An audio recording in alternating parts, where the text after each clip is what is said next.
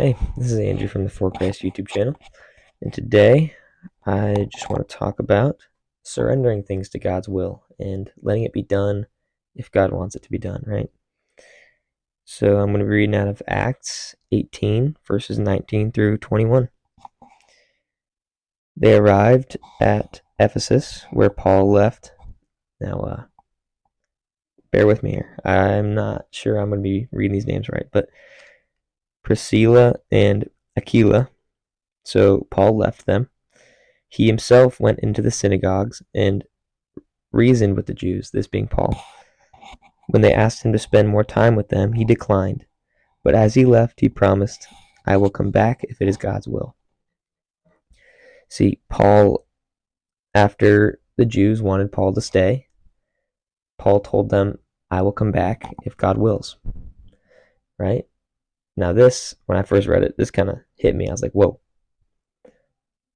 I need to start surrendering more things to God's will. On the outside looking in, right, we might be like, why did Paul leave the Jews after they asked him to stay and keep talking with them? But when we think about it, whose will is more important? Who knows best when it comes to these things, right? Not us, but God does. And as we can see here, Paul surrendered that to God's will. While Paul might not have known if it was best for him to stay there or to go keep traveling on and preaching the gospel, he gave it to God, saying, if God wills it, I will come back. This is so cool. Because when we are in areas where we think we know best, or we think that we know what's right, we must be like Paul and surrender it to God's will, saying, if God's will allows it, then it will happen, right? We just need to trust in God's will, right?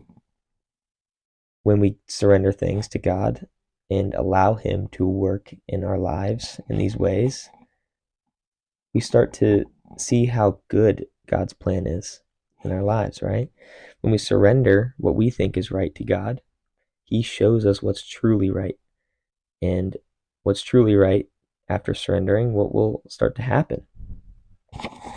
So I just want to encourage you with this today, that if there's something that you might be confused on, or something that you need God to take from you, you need God's guidance, surrender it to God's will and say to God, I give you this, that if it is your will, that you will let it happen. I pray that this message can bless someone, and have a good one, guys.